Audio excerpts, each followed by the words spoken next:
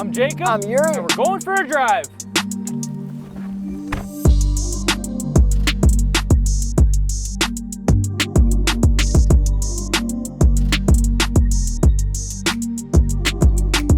The all-new 2022 Mercedes C300. 4MATIC without launch control. Brake boost.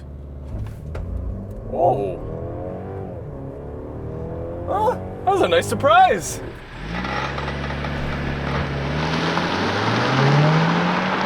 Oh, not the slowest. Horsepower and torque. 255 horsepower, 295 pound-feet of torque from a 2-liter turbo 4-cylinder with a 48-volt mild hybrid system.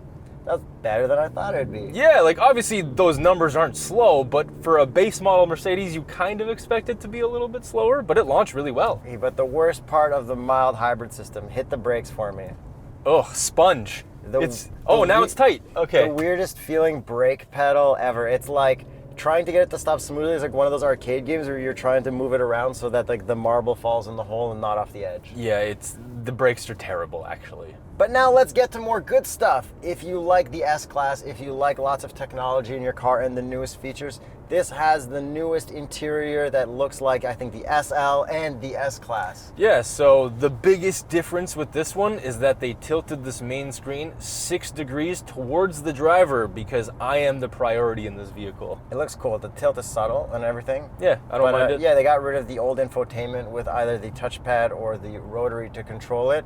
And this is the new style stuff. Yeah, and this interior is generally very impressive looking. Definitely the most impressive out of any of its competitors, I would say. Yeah, very impressive looking. Functionality, I don't like using this infotainment at all. Yeah. I actually hate it, but some people out there do like it, and it has a lot of similarities to the older Mercedes if you use it all touch. There is a 0-layer mode, which I find a little bit more confusing, but you know, Apple CarPlay, Android Auto, it can do a lot of things. This does have Tune Mix, which is awesome. It's like one of the best features that goes through different channels on SiriusXM automatically when one song is done.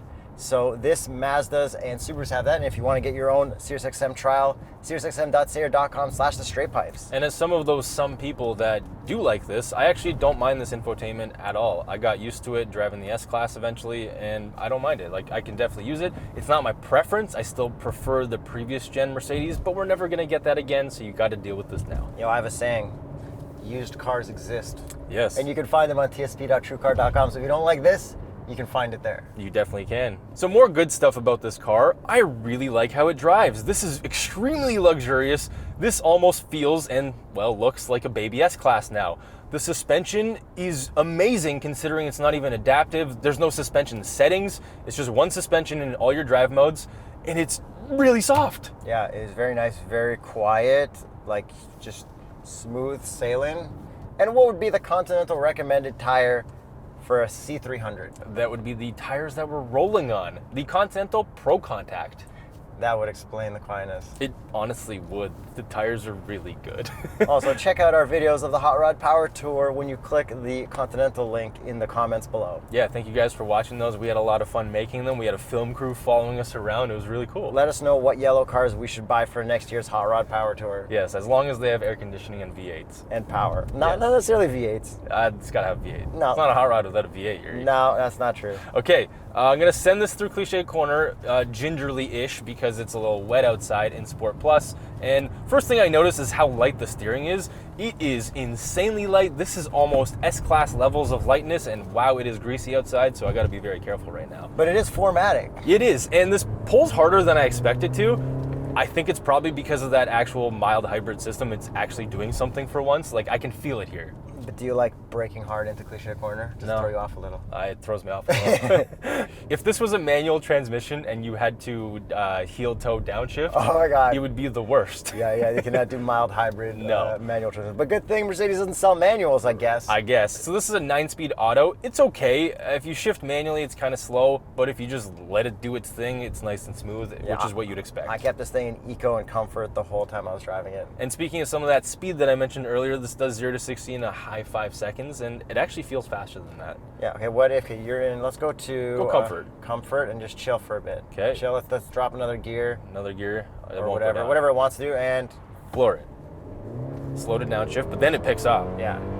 There's no turbo lag. Like this feels really nice. It is appropriate for a Entry level. For a C Mercedes with a 300 after the C. This was a C63. Well, that's the thing. It's gonna be the 4-cylinder monster. Yeah, apparently it's gonna be some kind of 4-cylinder with like 700 horsepower, some crazy hybrid system. I don't know, honestly, it's gonna rip so hard. Mercedes AMGs are always like pretty sweet, so I'm sure it'll be fine. Yeah, it's just gonna sound like garbage. Wait till they put that into the G-Wagon, the 4-cylinder G-Wagon. Hopefully it might not sound like garbage. Like I'm gonna. Well, true. Like Mercedes, if anyone's gonna make a 4-cylinder sound good, like it'll be Mercedes. Yeah. Come on. The overall driving experience, considering this is a base model, I think they did a really good job with this new version of the C-Class. Like, really good job. Yeah, and it's not cheap, so it makes sense. No, but I actually do enjoy this light steering. There's no feel, but who cares? Like, you kind of don't want feel in a car like this. Like, it's 4MATIC, it's all-wheel drive, it's gonna pull you through anything. At least it feels like that. People buying a C300 aren't even going to be thinking about any of this stuff. No, probably not. They're just gonna be like, hey, check out my 6-degree rotated screen. They're gonna watch this video so that they have validation for their purchase and be like, yeah, I don't know anything about handling, but Jacob really liked the handling, so I'm happy. Yeah, and pushing it this way in the rain. Oh, there we go. You can feel it doing something. It's braking the inside wheel and doing. Oh, there we go, a little slick, and it figures itself out. And you're in comfort. Yes, exactly. So let's get you to figure yourself out in here and talk about a lot more stuff, like the steering wheel that I'm holding. I hate it. No brake boost, flooring it. Traction off. Yeah, it didn't launch as hard, but once it got going, it's very, very, very fast. Not very, very fast. Good fast. Yeah, it's good fast. And before I got into position for that launch, I the brake pedal like 6 times, and I don't use the term deal breaker loosely. Yeah, you use it very loosely. This would be a deal breaker. This would be such a deal breaker pedal for me. Yeah, you just get used to anything these days. But the thing is, I don't have to. There's lots of other cars. There are other options that don't have this problem. How many cars do you think are for sale in North America right now? Like different models? A lot. Do you think there's like 600 or like 1,200 or or like less. 300? Way less. Probably like 300. Like 278. Like, are you talking like each trim level of a car? Yeah. How many different models and trim levels of cars can you buy in North America? I wouldn't even have a guess. Yeah, well, someone in the comments, please let us know, because like that would be interesting. Yeah, do the math on the trim levels. All right, cliche corner is I think my traction turned back on. Yeah, that's fine. It's very greasy. Yeah, because it's in the wet. Yeah. Nice and comfy, not super sporty or anything, just nice, normal car stuff. Exactly, like slightly understeery on the safe side, but not too bad. So, looks-wise. Love it! Only one part of this that I actually love. Like the rear end looks good. No, I love the wheels. The wheels are fantastic. Yeah, these are like the coolest wheels ever. Yeah, they put these on the SUVs, and now I'm starting to see it on this. I'm like, this is cool as heck. The Aero wheels, I guess? Yeah. I like 10 them. out of 10. Considering they're like 18s, they look bigger, and like, I don't know, everything they did with these wheels, great job. The front end is the same Mercedes front end as every front end. Yeah, I can't even tell this apart from a CLA anymore. They put a side license plate on it, it looks crooked. I'm like, what? It's like, who mounted this plate? Mercedes-Benz Canada. Mercedes-Benz, what the heck? I don't know. I don't really care about the looks of this. The back end looks pretty cool. Yeah, I actually don't like the looks of this. I'm neutral on the looks. I like the looks of that yellow CLA much more than this. Yes. But look, the front end is kind of the same. Oh, one cool thing that they did with the front end is there's no more like pin grille, at least on this one. It's the Mercedes stars through the grille. That does look very nice. That is cool. I like this Mercedes front end with like the line and the circle and stuff. It's just, I don't know. We've been seeing it for so many years. It's nice, but I have no aspirations to see it in my driveway. Exactly. But some people do. If you're a real estate agent, get this thing in white. Yeah. Woo. Definitely get the base model. Like, got some condos to sell in Toronto, baby. Yeah. These days, who knows? Condos to list in Toronto, baby. Yeah, there you go. And if you are that real estate agent experiencing the current downturn, you probably care about gas mileage. This actually gets pretty good gas mileage, like 8.6 liters per 100 combined. That's pretty good. Editor, please put up the MPG for me. Thank you. Rear end, exhaust tips, fake. Fake AF. My shoe fits in it. As expected. Yeah. It's Mercedes stuff. And the trunk is power. Yeah, that's nice. That's cool. There's a grocery bag hanger in there. You have to pay extra. Like, I think it's such a dumb amount. It's like $300 to be able to kick to open.